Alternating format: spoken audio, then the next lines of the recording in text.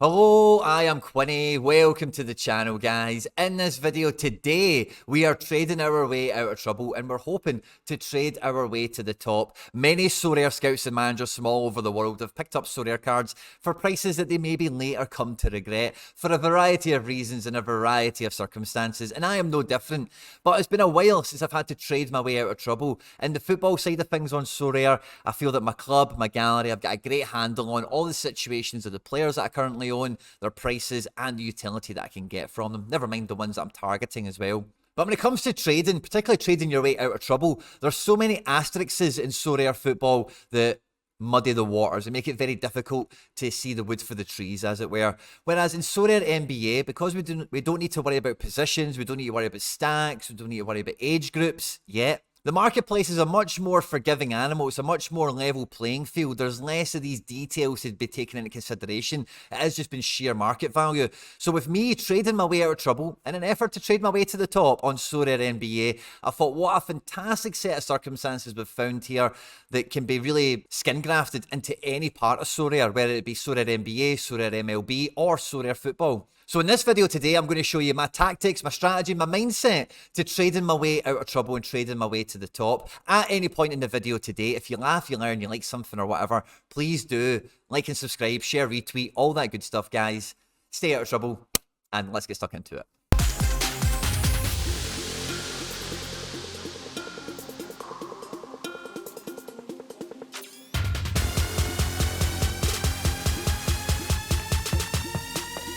Now, when Sorare NBA launched, I was hyped. I couldn't get cards quick enough. I was so excited to get stuck into this game, learn a bit more about a new sport, and get another chance at access to Year 1 Sorare cards. I even went out and bought a hat.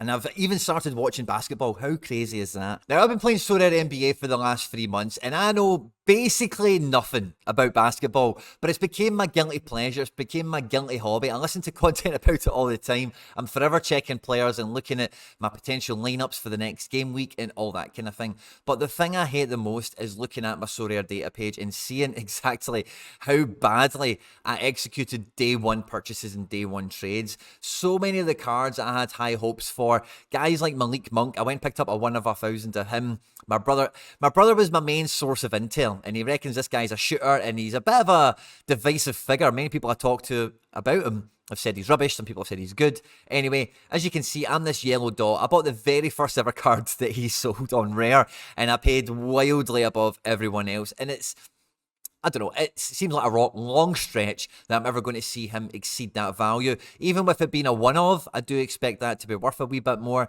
But as you can see, along with Malik Monk, guys like Colin Sexton, again, I'm one of the most expensive card owners ever on some of these people, and their prices have more than halved since the time where I've picked them up.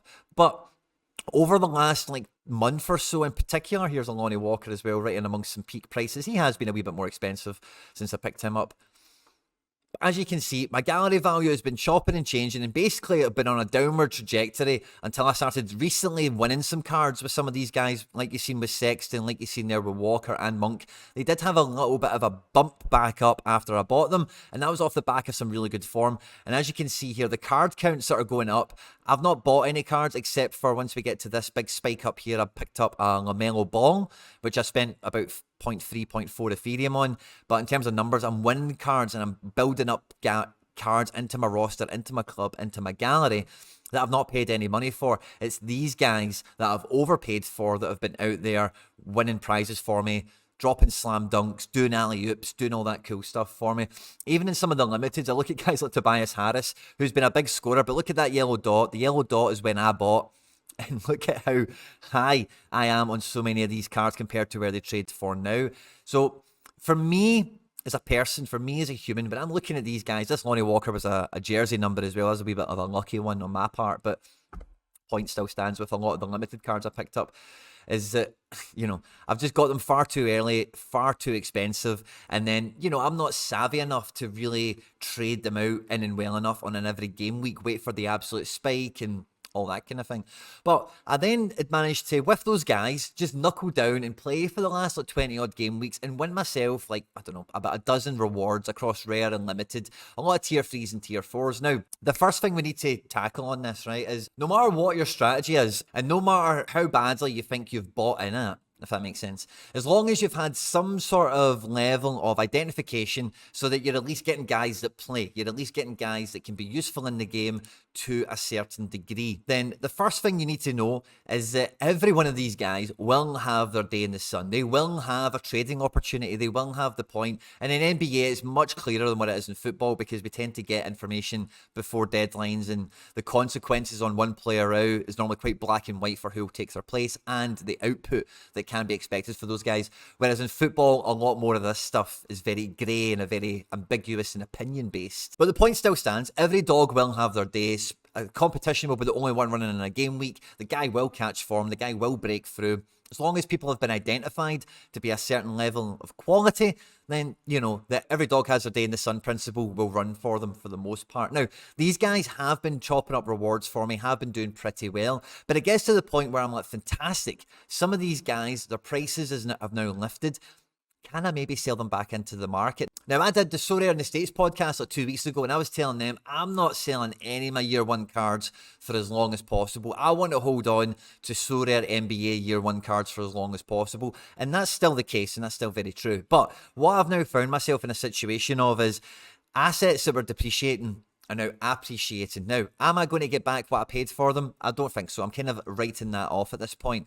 What I'm now looking to do with these cards that are expensive liabilities on the gallery, let's call them, is I'm looking to move them into something else that I find to be more valuable, but at the moment is about equal value. And that said thing, or that said player, I believe has more underlying value yet to be realised than is currently displayed on the market. Maybe it's a previous peak that they used to have and they've caught an injury, they've been transferred, they've been suspended, whatever. Now, the mindset to execute a strategy like that is that you're going to go through some short-term suffering, some short-term pain, because if you're giving away cards that are in the ascendancy, they're having their time in the sun, to get something else that's a depressed asset to then hopefully see it come to fruition later on, then you're going to have to give up immediate term utility. You're going to have to give up immediate term upside to make that kind of trade happen.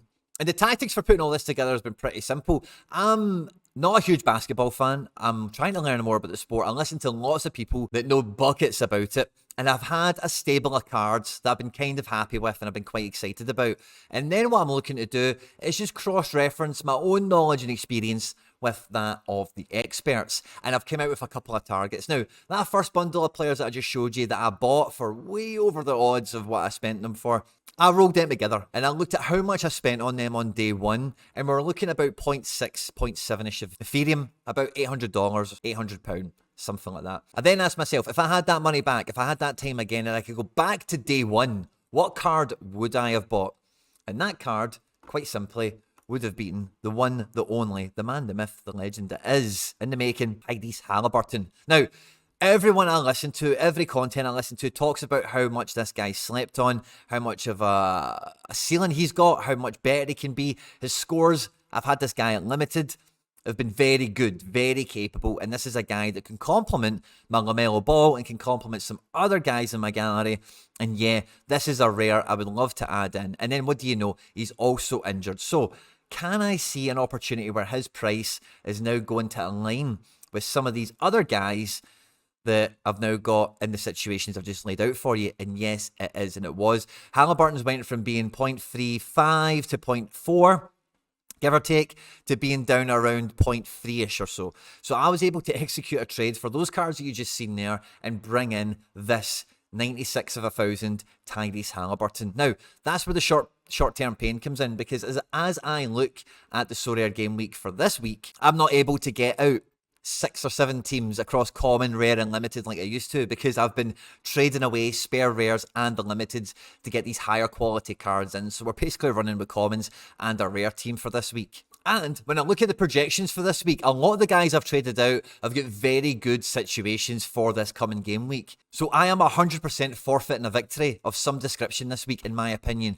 But I have now captured what I would consider to be a tier 1 card, a tier 1 NBA year 1 edition card for a player that is at the very beginning of his career, that can be a huge part into me winning better cards than what I've won already, despite the fact I'm probably going to win nothing until he returns from injury. But the ultimate goal, the ultimate objective here is, can that rare Halliburton be worth the same or more than what my initial day 1 outlay is for the cards that I traded to get him in? That's my objective here, is to get my value for money out of my Sorare cards. And yeah, if I've maybe made some mistakes, I back myself to trade around the market at the right times for the right people to get myself out of trouble. Once we've traded our way out of trouble, we're all about trading our way to the top. If you've enjoyed this video, guys, make sure to hit that like button. Don't forget to subscribe. There's going to be more content in this vein coming out over the next couple of weeks. Stay out of trouble, and I'll catch you on the next one.